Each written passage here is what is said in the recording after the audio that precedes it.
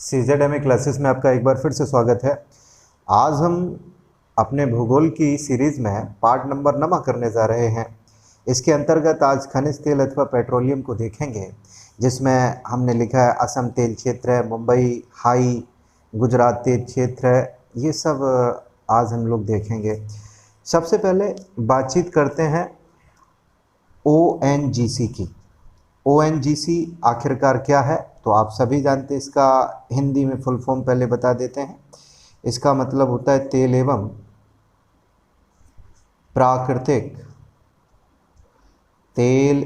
प्राकृतिक गैस निगम, ये इसका मतलब है।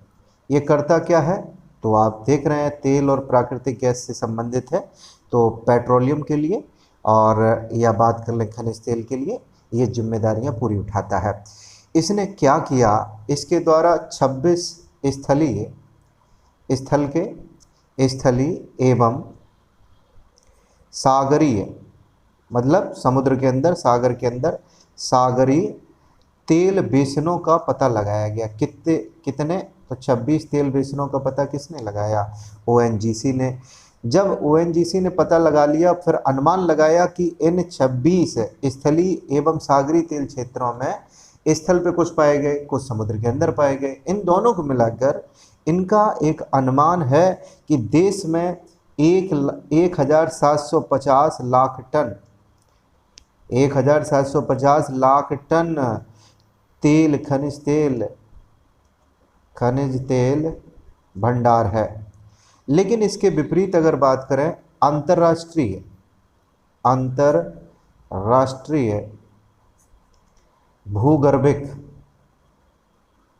भूगर्भिक सर्वेक्षण ने ये कहा कि भारत के अंदर 620 करोड़ टन खनिज तेल का भंडार है। अब हम लोग देख लेते हैं कि अपने देश में वर्तमान में कौन कौन से खनिज तेल भंडार प्रमुख हैं। तो पहला इसके अंतर्गत आता है असम तेल क्षेत्र। असम तेल क्षेत्र में देखेंगे क्या क्या यहाँ महत्वपूर्ण है। तो आप सब जानते हैं देश का सबसे प्राचीन तेल क्षेत्र है, यानी कि देश का सबसे प्राचीन तेल क्षेत्र है पहला। दूसरा ये है, इसके अतिरिक्त बहुत सारी जगह है। अगर हम बात करें गुजरात तेल क्षेत्र की, मुंबई हाई तेल क्षेत्र की, असम तेल क्षेत्र के अलावा भी इस देश में खनिज तेल का उत्पादन होता है। तो यहाँ कौन कौन प्रसिद्ध हैं असम तेल क्षेत्र में, उनकी हम लोग बात कर लेते हैं। यहाँ सबसे ज़्यादा आपसे पूछा जाता है डिगबोई, और इसके बाद में नहर कटिया,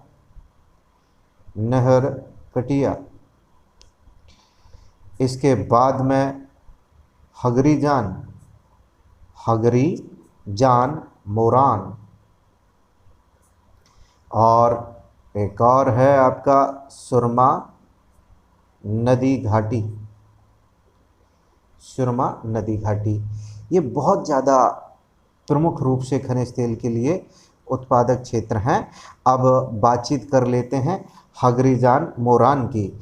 हगरीजान जो मोरान है, आपका प्राकृतिक गैस भी यहाँ पे पाई जाती है। प्राकृतिक गैस भी कहाँ, तो हमने बात की हगरीजान मोरान क्षेत्र में खनिज तेल के साथ साथ यहाँ प्राकृतिक गैस भी पाई जाती है। ये असम के तेल क्षेत्र है। डिगबोई सबसे ज़्यादा पूछा जाता है, नहर कटिया भी पूछा जाता है, सुरमा नदी घाटी भी पूछा जाता है, बहुत इंपॉर्टेंट है। अब दूसरा अपना पॉइंट रहा गुजरात के तेल क्षेत्र। गुजरात के जो तेल क्षेत्र हैं उनको हम लोग एक एक करके देख लेते हैं। यहाँ खंबात हो गया,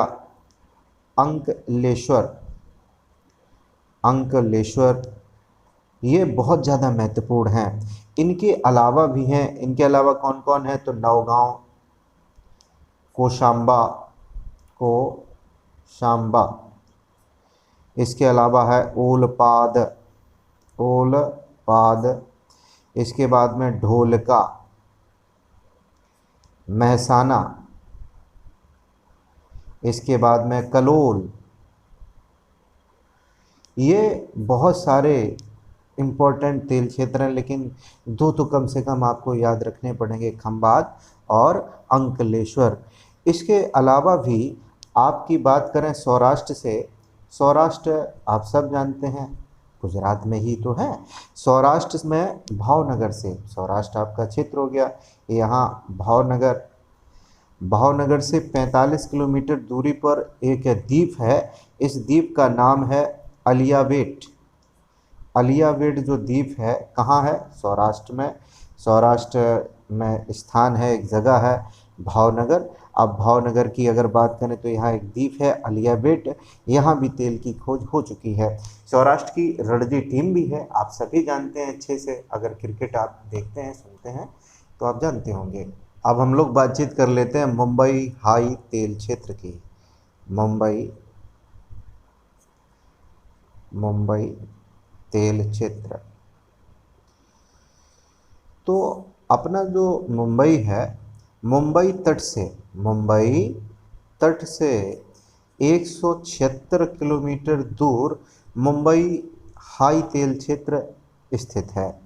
यहाँ पे कब आपकी खोज हुई तेल प्राप्ति के लिए? ये आपकी खोज हुई थी 1976 ईस्वी में। अब यहाँ ऊपर थोड़ी तेल मिल गया, बहुत गहराई में तेल था। जब तेल इतनी गहराई में था तो इसको निकालने के लिए अपने पास टेक्नोलॉजी भी नहीं थी, तो फिर हमें मदद चाहिए थी। तो मदद कहाँ से मिली? जापान से। कहाँ से? जापान से सागर सम्राट नामक जहाज मंगाया गया था ये तेल निकालने के लिए। अगर बात करें पूरे देश के खनिज तेल उत्पादन का 60% भाग अकेले मुंबई हाई से प्राप्त होता है।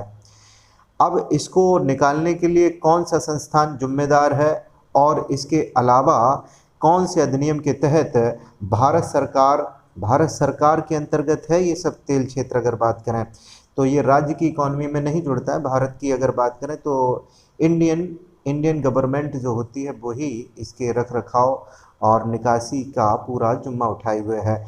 तो वो कौन सा अधिनियम है जिसके अंतर्गत ये कहा गया है कि इन सभी क्षेत्रों पर भारत सरकार का अधिकार होगा? तो वो आपका अधिनियम ये रहा, अपतटीय क्षेत्र खनन विकास एवं नियमन अधिनियम 1957। इस अधिनियम में ये कहा गया है, इसमें बताया गया है कि सभी भारत के सभी समुद्री क्षेत्र महाद्वीपीय ढाल अनन्य आर्थिक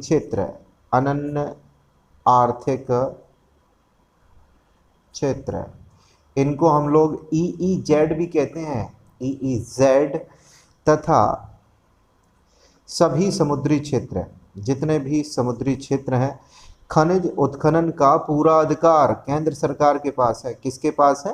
केंद्र सरकार के पास है। अगर बात करें भारत में कच्चे तेल के उत्पादन में राजस्थान का कौन सा स्थान है, तो अपने देश में कच्चे तेल के उत्पादन के लिए राजस्थान फर्स्ट पोजीशन पर है। राजस्थान कौन से नंबर पर है? तो राजस्थान आपका प्रथम स्थान पर है। अब और देख लेते हैं कि कौन सी नदी घाटी ऐसी है जहाँ पे खनिज तेल का उत्पादन किया जा रहा है। उस नदी घाटी का नाम है कृष्णा गोदावरी, दक्षिण भारत में है, आप सभी जानते हैं। कृष्णा गोदावरी नदी घाटी में अपतटीय क्षेत्र जिसका नाम है रावा अपतटीय क्षेत्र से भी खनिज तेल का उत्पादन किया जा रहा है। राजस्थान में अगर हम बात करें तो राजस्थान के बाड़मेर में एनर्जी एवं ONGC के द्वारा एक संयुक्त कार्यक्रम चलाया जा रहा है। इसे मंगला तेल क्षेत्र से मंगला तेल क्षेत्र से वाणिज्यिक स्तर पर तेल उत्पादन किया जाता है? राजस्थान के कहाँ? बाड़मेर में। बाड़मेर में किनके द्वारा? केयर्न एनर्जी एवं ओएनजीसी मिलकर काम कर रहे हैं और मंगला तेल क्षेत्र है, यहाँ से वाणिज्यिक तेल स्तर पर तेल का उत्पादन किया जाता है, यानी कि बेचने के लिए ये दोनों आपस में साथ साथ आए और खूब ये बिक्री करते हैं, वाणिज्यिक स्तर पर इसका उत्पादन होता है। अब हम लोग देख लेते हैं सीड्स कच्चा तेल, सीड्स कच्चा तेल उत्पादक क्षेत्रों को अपने देश में कहाँ कहाँ से चीज़ें मिल रही हैं। तो सबसे ज़्यादा पहले नंबर पे अपतटीय क्षेत्र होते हैं, अपतटीय क्षेत्र हैं समुद्र के किनारे के इलाकों में। दूसरा हो गया राजस्थान, तीसरे पे है गुजरात, फोर्थ पे है असम और फिफ्थ पे है तमिलनाडु। तमिलनाडु। अगर हम बात करें मंगला तेल क्षेत्र की, तो यह 2 दशकों में तेल की सबसे बड़ी अपतटीय खोज है। 2 दशकों में अगर बात करें, 2 दशकों की सबसे बड़ी अपतटीय खोज है। इसके अलावा राजस्थान में ही भाग्यम और ऐश्वर्य क्षेत्र में भी प्रमुख मात्रा में तेल के भंडार पाए जाते हैं। ऐसा माना जाता है कि यहाँ इन तीनों क्षेत्रों में, मंगला तेल क्षेत्र, भाग्यम व ऐश्वर्य तेल क्षेत्रों में 1 अरब बैरल खनिज तेल का आंकलन किया गया है। अगर अगली बात करें तो इन सब के लिए जिम्मेदारी कौन से संस्थान की होती, तो आपने पढ़ा था ओएनजीसी की होती है। ओएनजीसी का गठन कब किया गया? ये बहुत महत्वपूर्ण क्वेश्चन है। ओएनजीसी का मतलब होता है तेल एवं प्राकृतिक गैस निगम। इसका गठन 1956 ईस्वी में किया गया। जब 1956 में इसका गठन किया गया, इसके बाद 1959 ईस्वी में इसने असम और इसके अलावा अरुणाचल प्रदेश के तेल क्षेत्रों में कई तेल भंडारों का पता लगाया।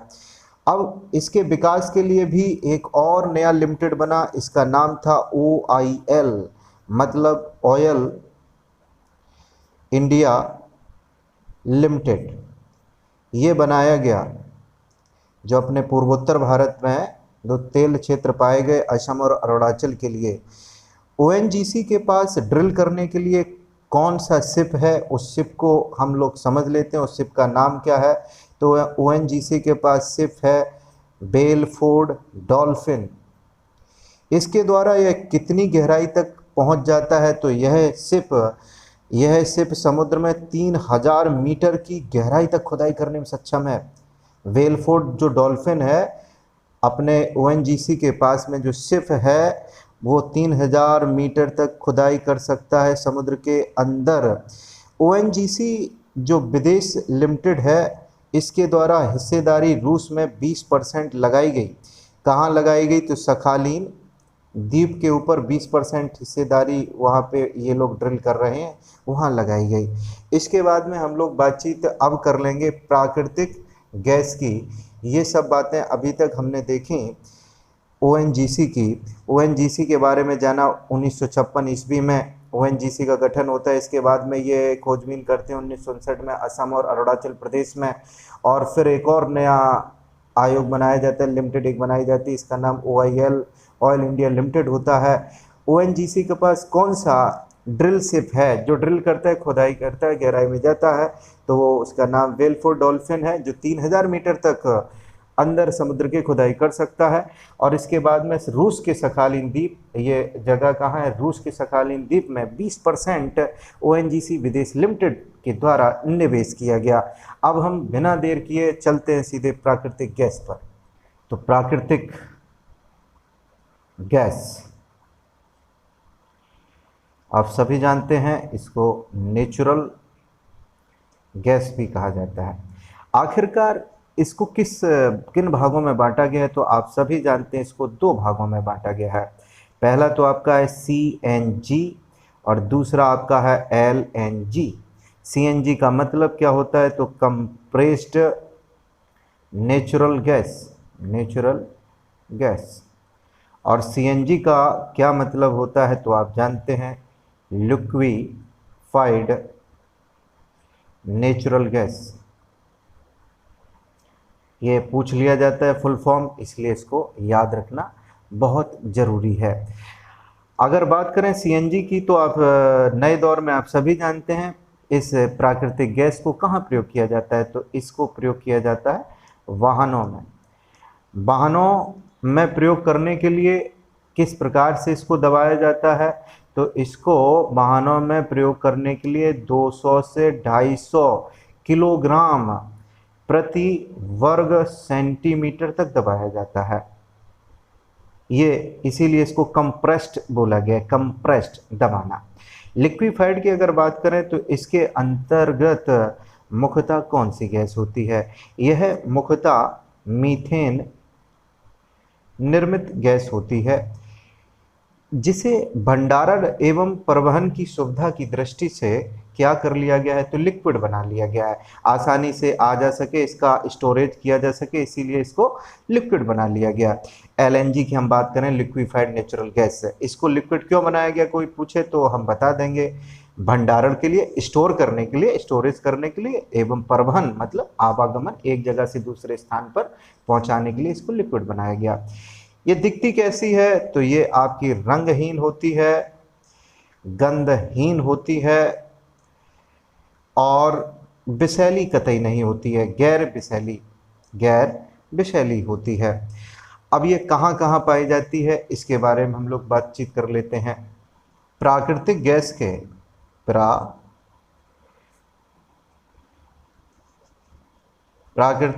के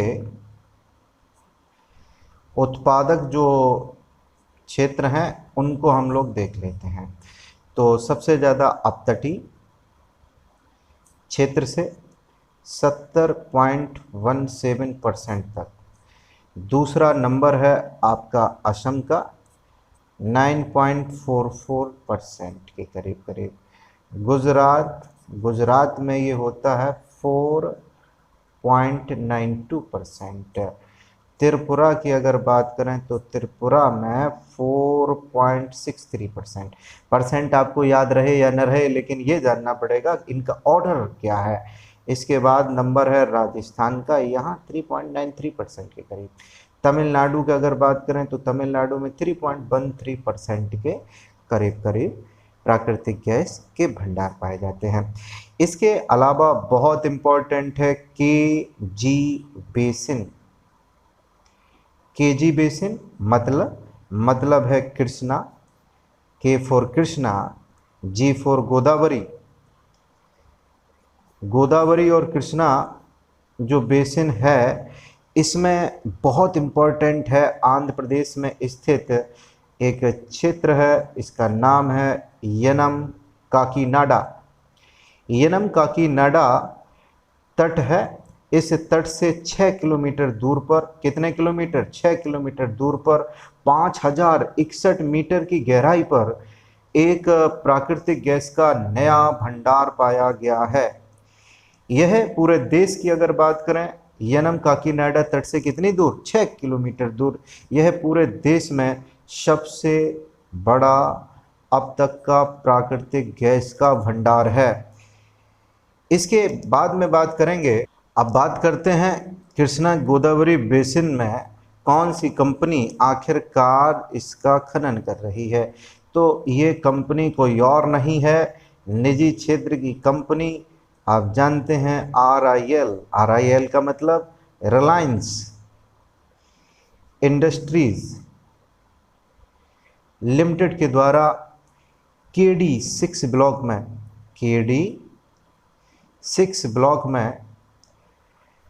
ब्लॉक में क्या किया जा रहा है, तो इसके द्वारा इसका उत्पादन किया जा रहा है प्राकृतिक गैस का। कब से, तो 1 अप्रैल 2009 से ऐसा काम जारी है।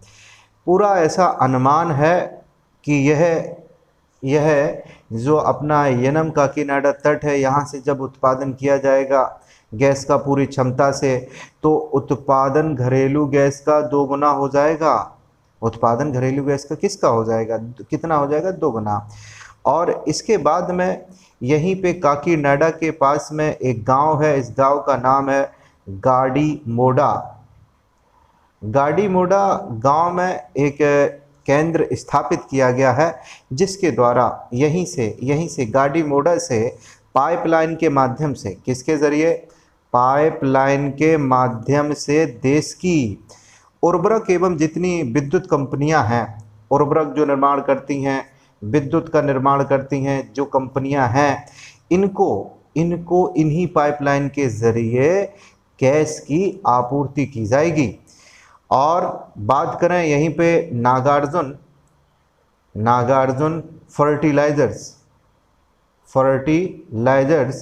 इसकी पहली ग्राहक व पहली इकाई है जो क्या करती है, इससे मिलने वाले स्वच्छ ईंधन से संचालित हो रही है। संचालित होने वाली नागार्जुन फर्टिलाइजर्स जो इकाई है जो उर्वरक का उत्पादन करती है, इसी पाइपलाइन के ज़रिए अपना फर्टिलाइजर्स का जो काम है वो आगे बढ़ा रही है। तो आप पूरी बातें अब समझ गए होंगे। केजी बेसिन यानी कृष्णा गोदावरी बेसिन में आंध्र प्रदेश के अंतर्गत यनम काकीनाडा तट से 6 किलोमीटर दूर पर एक नया प्राकृतिक गैस का भंडार देखा गया। इसकी जो उत्पादन का काम है वो निजी क्षेत्र में दिया गया। कब दिया गया, तो 2009 में। किसको दिया गया, रिलायंस इंडस्ट्रीज को, जिसके द्वारा केडी 6 ब्लॉक में उत्पादन किया जा रहा है। और जब ऐसा अनुमान लगाया गया कि जब ये पूरी क्षमता से यहाँ उत्पादन होने लगेगा तो जो किल्लत है रसोई गैस की वो हमेशा के लिए शायद हो सकता है ख़त्म हो जाए और उत्पादन 2 गुना तक बढ़ जाएगा। यहीं एक गांव है।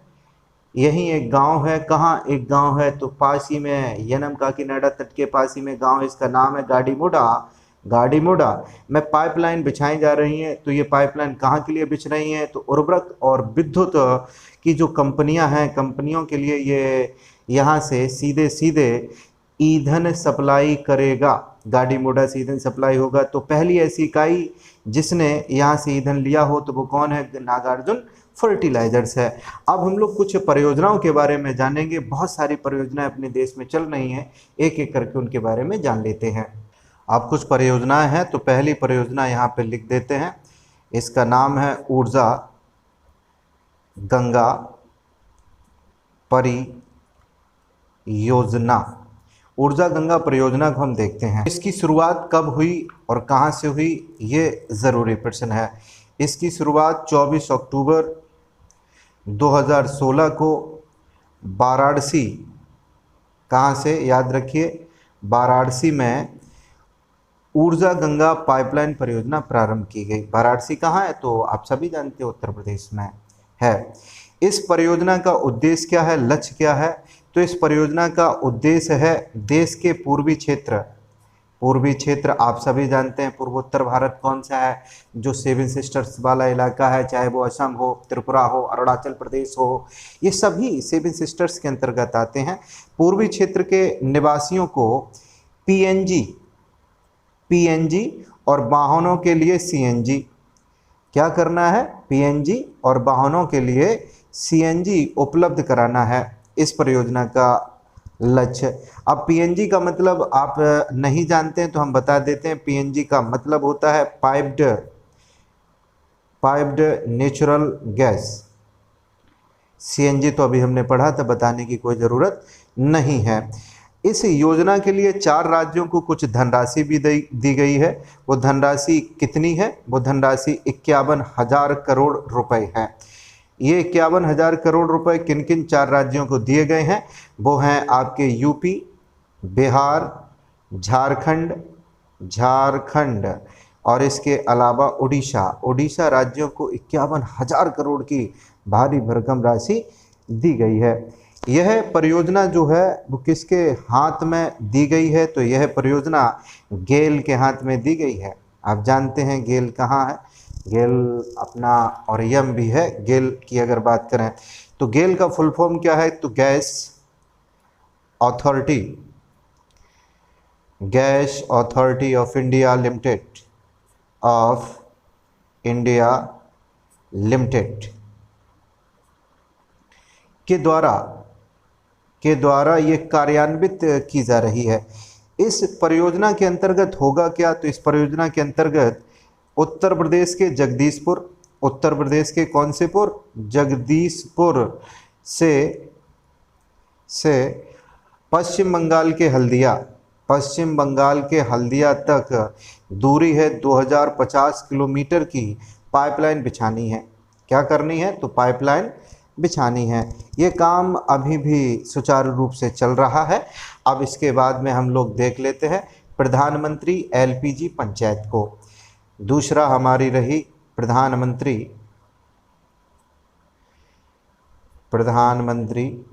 एलपीजी पंचायत।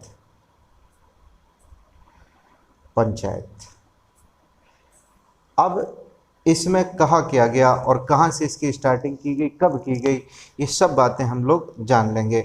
तो सबसे ज़रूरी बात है ये कब स्टार्ट की गई, तो ये 23 सितंबर 2017 को गुजरात के गांधीनगर, गुजरात राज्य आप सब जानते हैं, तो गुजरात में जगह कौन सी है?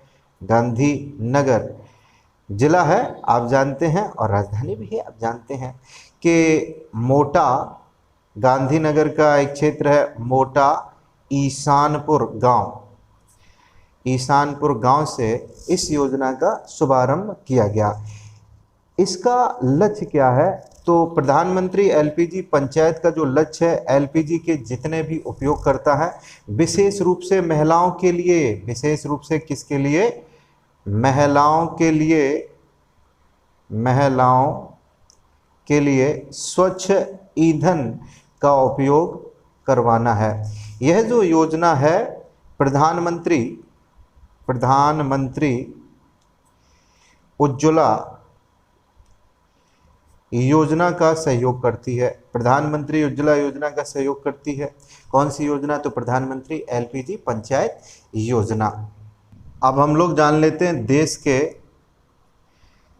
प्रथम जैव सीएनजी ईंधन संयंत्र के बारे में। तो इसकी स्टार्टिंग कब की गई? तो इसकी स्टार्टिंग की गई 13 अगस्त 2016 को। कहाँ की गई?